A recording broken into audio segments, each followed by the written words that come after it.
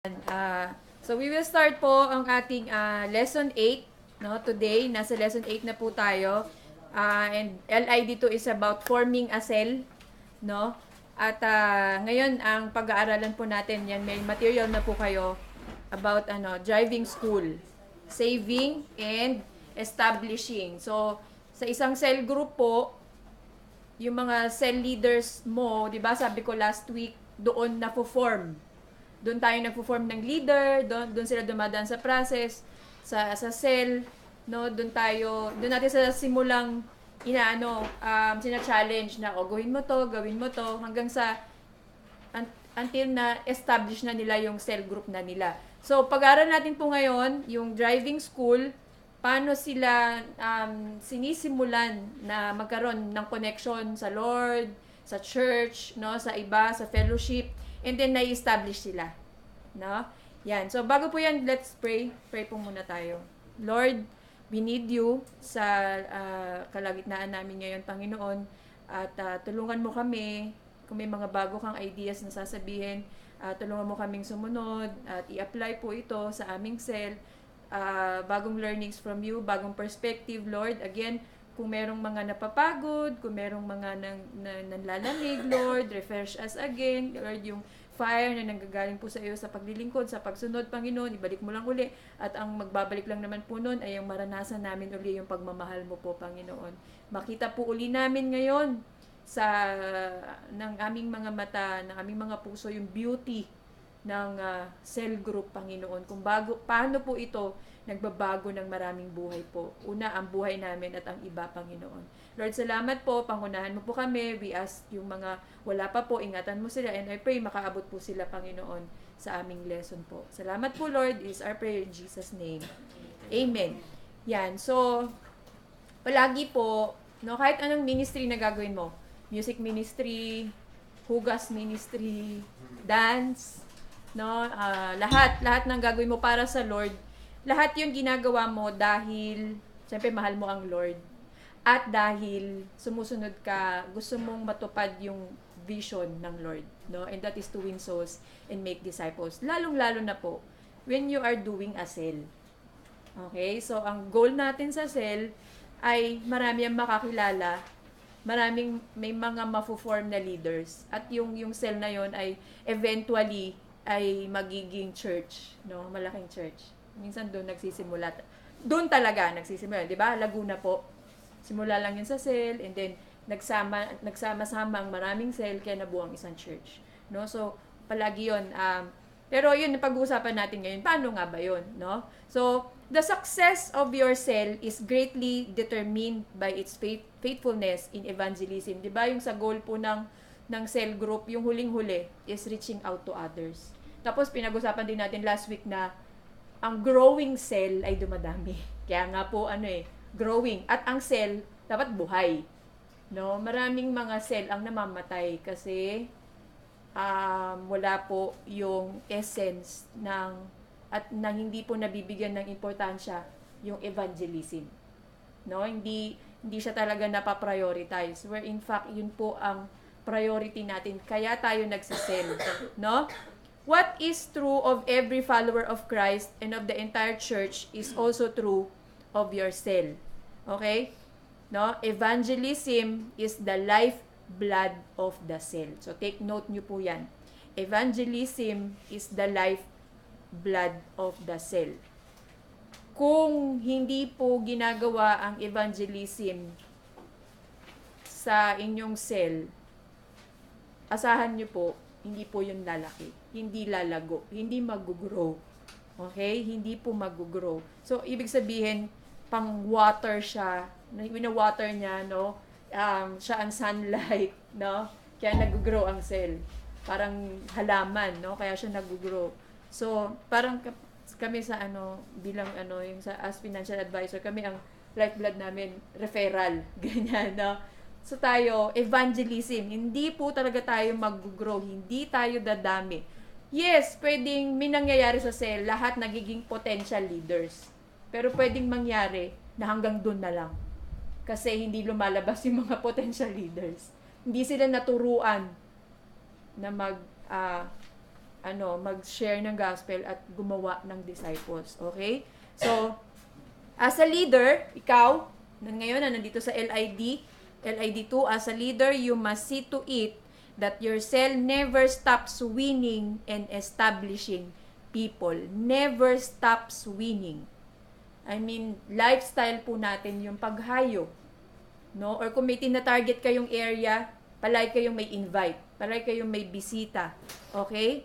At establishing people. Ibig sabihin, pinapatibay mo sila, pinapalakas mo sila. After mo i-connect na sila sa Lord, sa fellowship, sa church, ay pinapalakas mo sila, nire-ready mo sila, no? Para ma-send mo sila. Yun yung establishing po, di ba? So, your cell receives many important benefits by evangelizing non-stop. So, may benefits po yan. Number 1, the cell doesn't get distracted from its main purpose. Ang main thing natin sa cell is to win souls and make disciples. Okay? Kapag po ito ay laging ginagawa, naging lifestyle na ng cell ang evangelism, hindi po tayo na wayward, no, na lilihis, nadidiskaril, no? Paano ba nadidiskaril? Pagka wala ng buhay yung cell nyo, yung kayo-kayo na lang, no? Tapos it will end up na activity na lang siya, tapos end up na mamamatay na lang siya. Maghihiwa-hiwalay na lang kayo. Okay? So, ayaw po natin ng ganon. Cell meetings are more interesting and exciting. Yun po yung number 2. No, nagiging pagka merong mga pumapasok na bago na miyembro ng cell, alam niyo yun, di ba nakaka-excite yun? Ay, yes, may bago kaming kasama. Yes, meron kaming bagong makikitang buhay na mababago, no? Yung mga ganun. Nakaka-excite yun. Tapos nakaka-addict ng magpunta, ganyan. Kasi, sarap sa pakiramdam tsaka sa mata na yung mga tao lumalapit sa Diyos, di ba? Nagiging exciting and interesting kasi may mga bagong buhay, okay? And then number 3 na benefit po, everyone grows to become a leader. Oh, ang ganda nun. No? Kapag palaging napapractice palagi yung evangelism, yung iba nagbe-benefit, no? Natututo kapag may nag-share, ay alam mo, no, ate or nay, ganyan, nakapag-share ako, ganyan. Ginawa ko lang naman, kinausap ko lang siya, kung nag-start lang ako nung ganon, no? Tapos, yung iba na i-encourage din sila, ay pwede pala ganun kadali lang, ganyan, pwede palang nakakapag-share pala sa ganon, yung mga ganon sitwasyon. So, yun, na-form din yung iba, no? Everyone becomes a leader. And then number 4, new cells are formed from the cell. Okay? Yung cell, isang benefit ng evangelism sa cell nanganganak. No? Kunwari, yung leader mo ay buo na niya yung kanyang 12, yung kanyang leaders. Yung mga nasasama sa cell, pwede niya yung ibigay sa'yo. So, dumadami, alam niyo yun? Diba? Or dahil naging leader, dumadami, no? Nagkakaroon ng, okay? So, new cells are formed from the cell. Basta ang cell, buhay. Okay? Di ba ang cell, siya, dumadami. No? Parang cancer cell, dumadami din yun eh. Kaya pag sa prayer, Lord, yung mga good cells, labanan yung cancer cells. Kasi ganun eh, mabilis na nagre-regenerate ang cell. Pero dapat, 'di ba, may tamang pagtulog, tamang kinakain. So ganun din. Tayo sa cell para mag-grow, dapat nag-evangelize kasi yun yung tama. Yun yung lifeblood. No? Yun yung kumbaga, yung tamang nutrient na dapat makuha ng cell, yung evangelism, nag-share ng gospel. Okay, so, susunod sabi, to see to it that this happens to the cell you lead, you need to do a very important task. We call it the driving school. Okay, so ito na po ang driving school. Sino na nakaranas na mag-share, tapos sinamahan ka ng disciple, or win mo pala. Uy, alalahanin nyo ha, yung bagong tanggap na mga sa Panginoon, ng mga kaluluwa, pwede na po yung apuyan. Di ba? Sa gawaran, ganun ang ginagawa. Pwede na yung apuyan. Pwede nyo na sila isama kung mag-ano kayo, mag-share ng gospel. Okay? So, bata as one day. Pwede niyo silang isama. Pwede niyo silang i-driving school. Okay? So, yan. Sino na nakaranas nito? Nag-driving school. No? Nagsama, wala pa? Wala pang sumubok? Wala pa si Neo, no? Ako rin, ginawa ko na po din yan. At maganda. Sobrang ganda ng resulta. Okay? At yun talaga yung ginagawa natin. So, the driving school is a tool in the leader's arsenal that is used to train people to develop practical skills. So, isang tool po siya para makita, di ba gano'n naman, nakikita yung kung paano kanya gagayahin, di syempre sa ginagawa mo. Di naman niya magagaya kung di niya nakikita sa'yo. Di ba? So, yan. We call it driving school because here, as a leader, does something similar to what a driving instructor does when teaching someone to drive. So, ano nakikita sa'yo, yun ang gagawin niya. This is also how our Lord Jesus helped our disciples to become the ministers they have become when He left. Okay? Diba? Nung nagtuturo si Jesus, punta siya sa mga synagogues, kasama niya yung mga disciples. Nagpapagaling siya, kasama niya yung mga disciples. Diba? Nag-share ng gospel, kasama niya ang disciples. Diba? So, sa lahat ng ministry niya, meron siyang kasama. No? Ako, ilang beses na rin akong binibitbit ng discipler ko. No? Pagka mag-share siya ng gospel, or may preaching engagement siya sa labas, pagka magfa-follow up, no? Or bibisita lang, no, palagi po ito ang ng driving school. May kasama kang disciple mo, no? Kasi tinitrain mo na siya. As teaching people to obey is essential to disciple making, the driving school is essential to cell leading. Kasi pag ginagawa mo lang to ng puro sarili mo lang, hindi sila matututo po, no? Pag yung intentional na, ito ha, gayahin mo yung ginagawa ko, mag-observe ka, ganyan. Kunwari, kung mag-share kayo ng gospel or magpa-follow up, na kung hindi ka pa marunong sa verification, ito gagawin ko ngayon, tignan mo. So, ito yung pag-uusapan natin. There are only 5 stages in the driving school. Una, I do, you watch, no? Gagawin mo, papakita mo, manonood yung iyong disciple. And then, I do, you help.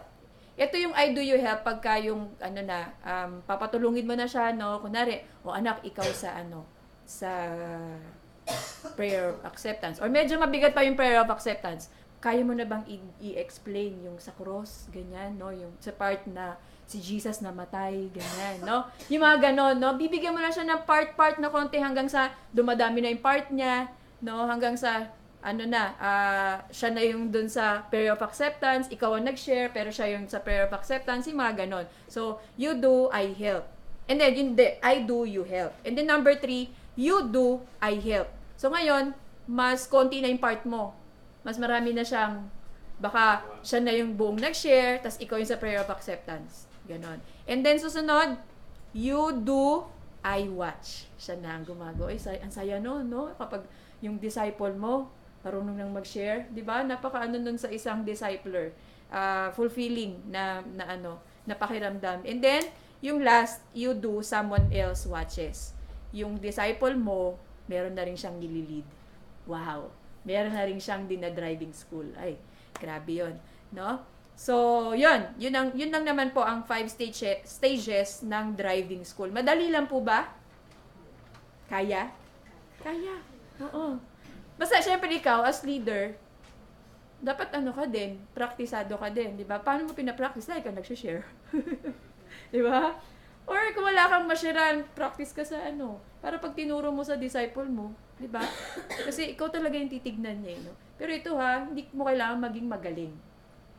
Kahit basic na pag-share ng gospel. Okay? No? Yung nagkukwento ka ng buhay mo, kung yun ang paraan mo, kung paano ka nakakilala sa Lord, yun ang sinishare mo, o pwede mo, di ba? Pwede mo ring mapasa sa anak mo yun, ganyan, no? Yun. So, yun, ikaw din, as leader, ikaw muna dapat na-form ka na, no? Nagpa-practice ka sa sarili mo, no? At sa pagpa-practice, ginagawa mo. Nilalakaran mo yung pag-win ng souls. Okay? So, yun, sabi doon, no? What you teach, you must do. Okay. Lagi ko na lang nauunahan. Yan, no? What you teach, you must do. You cannot fake a practical skill like driving or swimming or evangelism when you have to teach it to someone. Hindi mo ma-fake. Pag di mo ginagawa, hindi lalabas yun naturally, no? Baka nag-aano ka, yung nararattle ka, or basta kapag, syempre, di ba, meron naman, importante naman yung presensya ng Holy Spirit. Syempre, before you share at magda-driving school ka sa anak mo, papatulong ka naman kay Holy Spirit, di ba? Kasi siya naman lahat yun. Siya naman ang gagawa lahat. Okay? And then, sabi doon, the skill to develop is not just evangelism, but a lifestyle of evangelism or non-stop evangelism. So, binabanggit ko na to kanina, kailangan lifestyle mo bilang leader, ikaw mismo, pinapamuhay mo na to, no?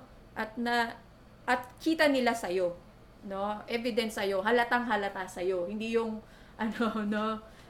hindi nila nakikita. Kasi paano nila gagayahin kung hindi nila nakikita? For non-stop evangelism to take place, the cell leader must not only know how to do evangelism in the future when he has to or have actually done it in the past. To teach a lifestyle of evangelism, the cell leader must continuously be doing, saving, and establishing in the present. So,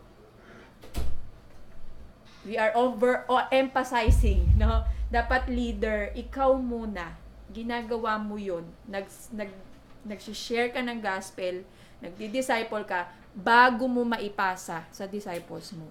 Okay, so, kunwari, pag nakikita mo, kunwari, nagre-report ka sa leader mo, tapos wala ka ma-report sa invite. Yan, no? Check mo yung sarili mo, no? Nag-share pa ba ako ng gospel? Ganyan, no? Check mo, no? As leader, please, bantayan natin. Minsan, yung report ay hindi sana maging sa atin discouragement, but challenge, no? Pag wala tayong ma-report, wala akong ma-report, ibig sabihin, di ako nag-share. Or di man lang ako nag-pray, or di man lang ako nag-invest, ganyan. Kapag ito pa, naku, wala akong report sa follow-up, ibig sabihin, hindi ka rin nag-share, no? So, yun, maging challenge po sa atin yung report. Yan. As a leader must not only be consistent in living this lifestyle, he must also be growing in it. Okay? Habang ginagawa mo to, di ba, sana hindi maging routine lang, tapos hindi lang sa lifestyle, kundi, alam mo, natututo ka, minsan nakakapag-innovate ka na ng mga bagong paraan, nakakapag-create ka na ng or, alam mo yon, yung dahil sobrang dami na ng experience mo, dahil lifestyle mo na siya, kapag nagtatanong sa'yo yung disciple mo, Nay, paano pagka ganito yung sitwasyon? May sinasagot ka, kasi na-experience mo. Okay? So, maganda sana may tayo doon, parang bangko ka ng experience.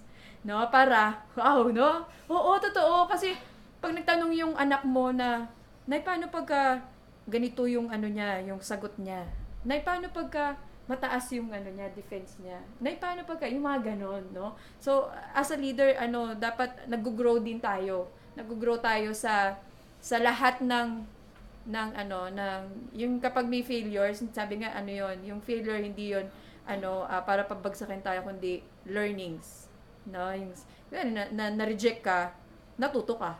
Na hindi ko nagagawin sa susunod, baka kaya siya na-reject kasi sinabi ko to. Yung mga ganon. No? So, nag-grow tayo. Importante po yun. He must consciously model this lifestyle to his disciple. His disciple must also be aware that he is in a driving school and he is encouraged to learn from his leader's modeling. So, pag magda-driving school kayo, sasabihin nyo dun sa anak nyo na anak you watch, no? I do, you watch, no? Tapos, simula na to ng, na palagi na tayong, tuturuan na talaga kita kung paano mag-share ng gospel.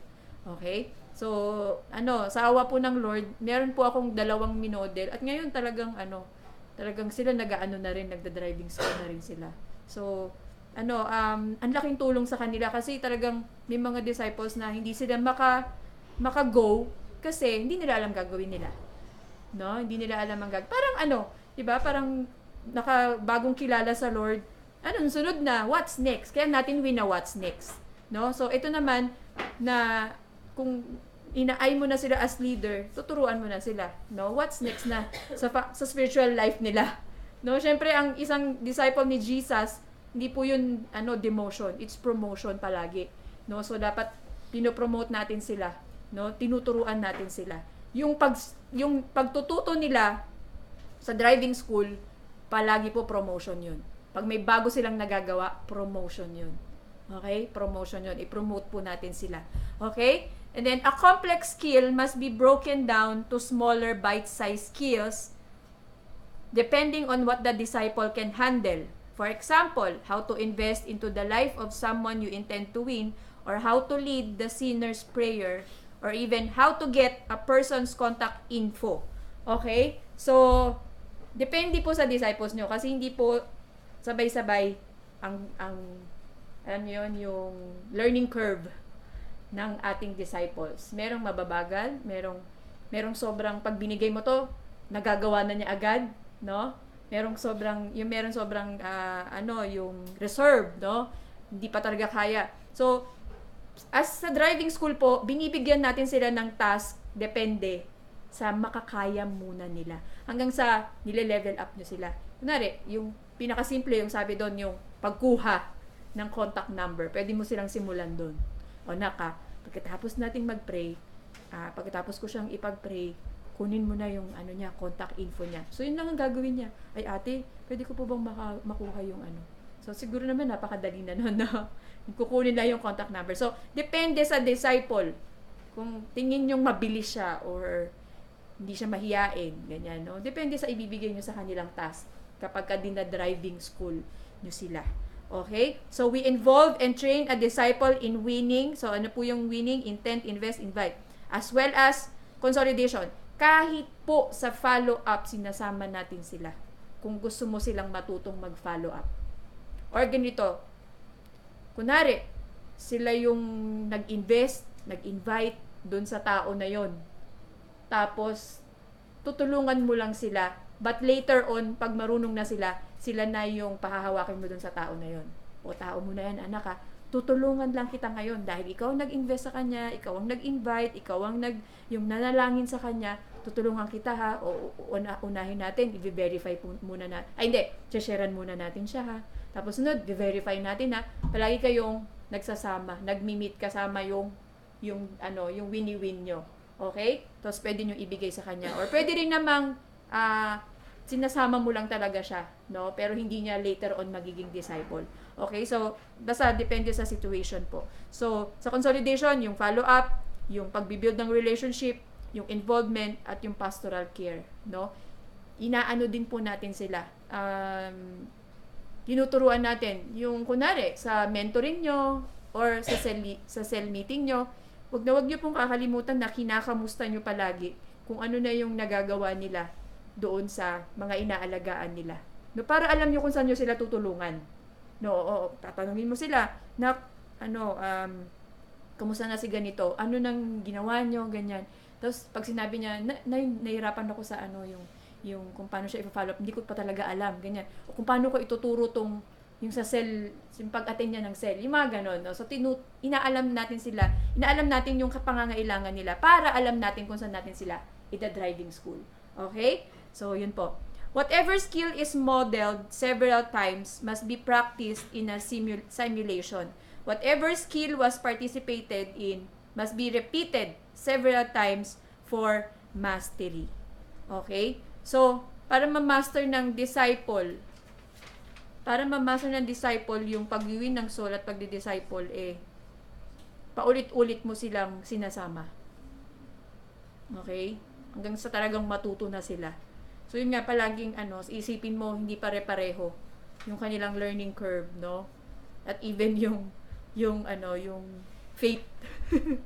No, yung, sige, susunod ako. Bahala ka na, Lord. Pero meron kasi talagang takot na takot, ganyan. So, paulit-ulit. Ako, meron akong ganyan na disciple na palagi ko siyang sinasama. Talaga, pag mag-share ako. Pero, until ngayon, nahirapan siya. Talaga. So, lagi ko pa rin siya sasama. Until, natuto na din talaga siya. Kahit sa, yung pag-pray, yung kunyari, kunin ko lang po yung yung prayer request mo, ganyan. Kahit sa ganung kababaw pa lang, no? So, yun, para matutunan nila palagi, paulit-ulit, no? Sinasama natin sila for mastery, okay? So, whatever skill is mastered must be taught to another in the same way. So, ito, great leaders are great coaches. Driving school is coaching and on-the-job training. Okay? So, on the OJT po yun, yung driving school. No? In a driving school for evangelism, the cell not only benefits because the members are trained, but also from the actual souls saved and established done in partnership with the trainees. O, di ba? May trainees. So, di lang naman yung cell ang nakikinabang, no? Kundi yung mga buhay. Yun naman ultimately, yung mga buhay na nababago at yung mga susunod pa dahil tinrain mo yung leaders mo. Dahil tinrain mo yung disciples mo pa lang pala na maging leader, no? Mag-evangelize. The evangelistic work is also the driving school training ground for saving. Okay? So, the evangelistic work is also the driving school training ground for saving. Kasi may naliligtas, no? There are 4 opportunities for saving in the cell. Una, personal evangelism, no? Pangalawa po, weekly intent. And then pangatlo, monthly mini harvest. And number 4, harvest events. No? Sa isang cell group, sana po hindi nawawala yung ikaw as leader.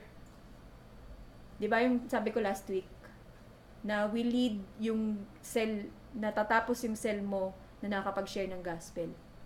No? Kasi merong mga umaattend dyan na hindi pa talaga sa Lord. Meron din dyan na umaattend siya pero wala pa talaga siyang personal relationship sa Lord. No? So palagi na ipapasok mo yung mensahe, palagi ipapasok mo, i-lead mo sa gospel. No? Yan, yung personal evangelism din, yung weekly intent, no? Sa cell, palagi mo silang tinatanong, o kamusta na yung pinagpe-pray mo? May pinagpe-pray ka ba ngayon? Ganyan, no? Yun, pag-pray natin ngayon, ganyan. Palagi sa cell po ha, huwag niyo kakalimutan yun. Ipagpe-pray nyo yung mga, sa connections ginagawa na to, yung mga, tawag doon, yung mga walang nakaupo, no? Mga nameless and faceless na tao, doon sa mga wala pang, mga bakante pa, vacant seats, no? Pinagpe-pray na namin yun, no? Sa cell group. So, palagi every week, pinagpe-pray yun. And then, yung monthly mini harvest, sa cell, pwedeng magkaroon po, kunyari, merong may birthday, opportunity po yun. Diba? Mag-invite ka ng friends mo or family mo. So, pwede siyang maging mini harvest event, ang birthdays. Isip kayo ng mga event, no? Na every month, no? Pwede kayong maka-harvest ng mga kaluluwa. And then harvest events na mismo. Ikaw bilang cell mo, pwede kang mag-host ng mga harvest events, no? Hingi ka lang ng tulong, ganyan, kung kailangan ng tulong, ganyan, or may naisip ka kunwari sa office, may gusto kang mga i-win na tao, o paano ka mag-start ng cell, o di parang magtawag ka lang ng parang maliitang grupo, tas gawin mo, or what drives your life, yung mga ganon, no? So, tapos nandun yung mga ka-cell group mo, no, na support kayo, yung mga ganon, nagkakaroon ng mga harvest event. So, pwede po yun. Basta sasabihin nyo lang sa cell leader nyo, para napagpe-pray, tapos nabibigyan ng suporta. And even ang church, pwedeng magbigay ng suporta. No? Sila ama, inaano nila yan, ini-encourage nila, sabihin nyo kung anong naiisip nyo ng mga harvest event, at suportahan natin, no? Gagawin natin, okay? So, tapos yun, sabi, and every soul harvested in and by the cell is the driving school learning situation for establishing. So, yung mga naha-harvest na mga kaluluwa, nagiging driving school yon kung paano, magiging driving school mo yun sa mga disciple mo, kung paano mag-establish ng isang disciple na sumusunod at committed sa Lord. Okay, sabi ko nga sa inyo, ako talaga, dun talaga ako na-form sa cell. Okay, doon talaga ako, doon ako din driving school ng cell leader ko, doon ako talaga natuto. Simula pa lang, ang unang pinagagawa lang sa akin noon, ano lang, tawag dito, sa worship, palagi ako worship ganyan. Tapos hanggang sa natuto ako, tapos yung susunod na, ako, nag-share na siya, sinasama na rin ako yung ganon. No? So, please, driving school palagi, tawag dito, pangyarihin natin sa ating cell. Okay? So, the cell leader's goal in driving school, therefore, is to make disciple makers out of every cell member. Lahat ng cell member maging disciple maker while making committed followers out of not yet believers. Ganda nun, no? So, ang goal mo, ang goal ko, ang goal nating lahat as committed follower of Christ, makabuo ng disciple maker out of ordinary cell members. And then, out of not yet believers ay maging committed followers ni Christ. Okay? So, yun. Yun po ang ating goal palagi, no? Bilang cell leader. Napopromote ka, no, na tumataas yung mga pinagagawa sa ng Lord hanggang sa magugulat ka na lang, Lord, parang ang laki-laki na nito. Pero kaya mo kasi kasama mo ang Lord.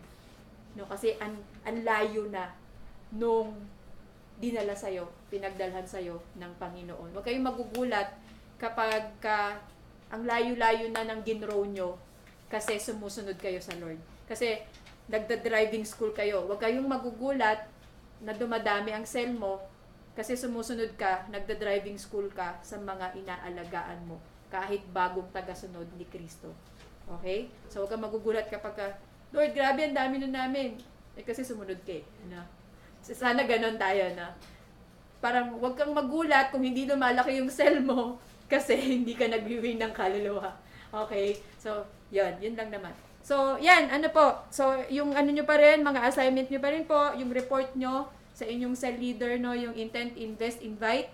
Kung may nasharean, no, i-report nyo yan. Kung may pina-follow up, i-report nyo pa rin po yan. Tapos yung kung nag-meet ang cell nyo, ilang cell members, ilang cell members, ilan yung nag-attend. Okay? So, report nyo pa rin po yan. And then, eto po, maganda. Promote cell in target area. So, 'di ba, ang ano po talaga kasi, nung unang panahon talaga, nung panahon nila Jesus ng mga apostles, house cell talaga 'di ba? Sa mga bahay talaga ginagawa. So, gusto sana natin ganun, no? Kaso kasi ngayon dahil ang cell minsan ay after ng worship service. So, hindi na siya sa mga house. Alam ko yung iba, yung mga women sa bahay nagsisell, no, ninang po, sa bahay, no? So, yun. After worship. Wala na kayong yung sa mga bahay-bahay. Kasi maganda rin gawin sa cell, yung gawin nyo po sa cell nyo, yung mag-target kayo ng area. Kunwari, ayun, opo. So, ang target area ni Ninang, kapitbahay niya. So, ganun, isip din kayo. Kunwari, yung isa mong disciple, sabi niya, ate, alam mo dun sa amin ang daming kabataan. Mag-start kaya tayo ng cell doon, tapos targetin natin yung lugar na yon. No? Ita-target nyo yung mga kabataan doon. So, pwede po yun. Mag-promote kayo sa cell nyo. Sabihin nyo tanong nyo sa kanila, o meron ba kayong lugar na gusto nyong i-win? Ganyan, no? Or kunwari, family nyo. O gusto mong ma-win yung family mo, di start kayo ng cell sa family. Okay? So, yun. Promote cell in target area. And then, yung case study po nyo, pakigawa po. Yan. Case study. Ayan. Okay? Ang case study 8, my cell promotion. Yan. Then number 4, devotion nyo po, memory verse nyo. Next week ay for this week ay Acts 20:20. Oy, isang verse lang. Madali lang ito. Okay? And then meron na po kayong lahat nung The Way of the Shepherd. Meron na po. Yan. And then yung inyong pong Bible reading. Chapters 6 to 10 ng 2 Corinthians. Okay? Wala na pong tanong? Question? Si AJ, from the start. Sige. Yung sa aking study po, yung my cell promotion, ano po gagawin? Magandang tanong yan. Asan si Perlin? Yun nga tanong ni Ma'am Terry. Paano siya ito? Paano siya Ate Steph? Paano daw gawin? Ate Steph? Parang ano po, di-describe po ang sitwasyon Ah. ng cell mo ngayon, tapos ano yung, parang ano yung ipinagmamalaki mo sa Yes, cell mo yes. sa karamihan. Yung nangyayari sa cell mo. Mm-mm. Parang ano yung laging bago, ano yung laging maganda, na parang hindi mo napapansin sa iba na meron ang cell mo, yung ganun. Mm-mm. Pero di naman kailangang extravagant, no? Kung, di ba, kung nabibless ka doon, di ba? Ano, lahat kayo nabibless kasi sa cell nila, laging may pagkain. Kasi yung sepa, wala. Yun. Oo. Tapos laging nakaka-bless yung cell kasi like kayong nagtatawanan. Kasi masaya kayo. 'Di ba? Upo, ganun ang yung cell na dapat sa cell niyo may tawanan, 'di ba? Hindi mahiwalay dahil sa kwentuhan. Ano ba? Parang umabot na 3 hours. Hindi naman. Basta sana sa cell group natin nag-e-enjoy, 'di ba? Para yung mga taong pupunta, nag-e-enjoy sila, 'di ba? Tapos babalik sila. Okay? Tapos, yung observe nyo po yung time ha. Hindi tayo tumatagal. Sana, maximum na 1 hour na. Maximum. Kasi, yun nga po pero as sa leader, pwede nyo silang hulihin sa hininga. Hindi, after na. After, po, kung gusto pa nila magstay, di stay. Pero basta kayo, nagawa nyo na yung dapat sa cell, okay? Yung cell po na ipopromote nyo po ay yung cell na nililid nyo po, hindi po yung cell na Kasi kailangan nyo kasi po leaders po ito. Oo. Hindi na cell ng iba. Yes, oo. Hindi cell ng iba, cell nyo po kasi kayo po yung leader. Okay. Okay na, EA na gets. So yun na, di-describe mo lang yung mo. Di-describe mo lang kung ano yung nangyayari sa cell mo. Advertisement ako sa radyo. Model cell. Kunwari, sabihin mo, sa cell namin every week may bisita. Di ba? Ano yun? Kailangan naman talaga, di ba? Yan, okay na po, wala nang tanong. Sige, pray na tayo. Yan, let's pray.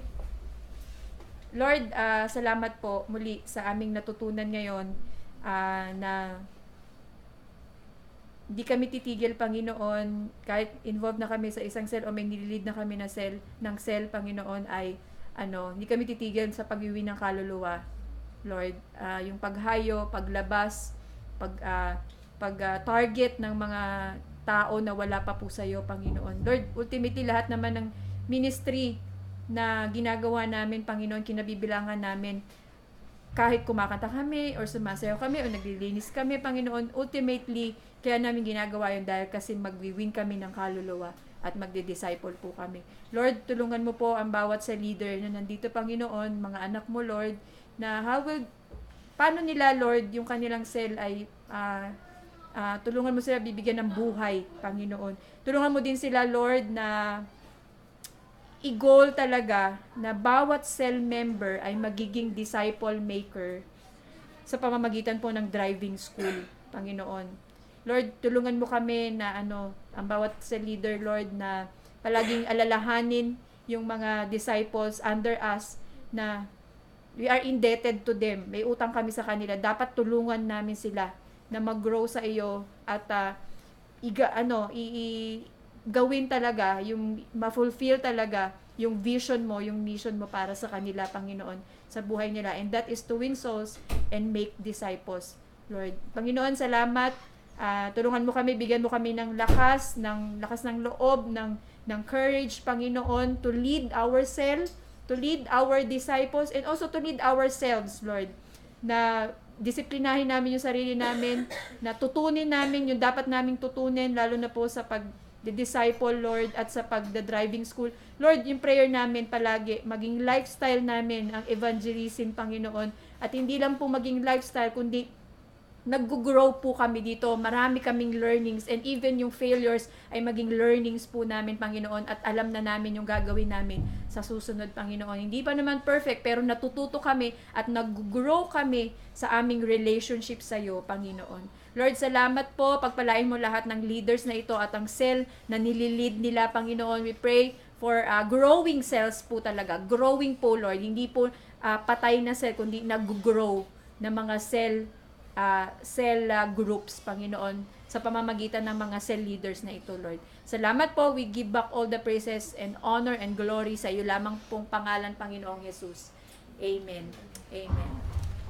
Salamat po. Kuya, pa-stop na po.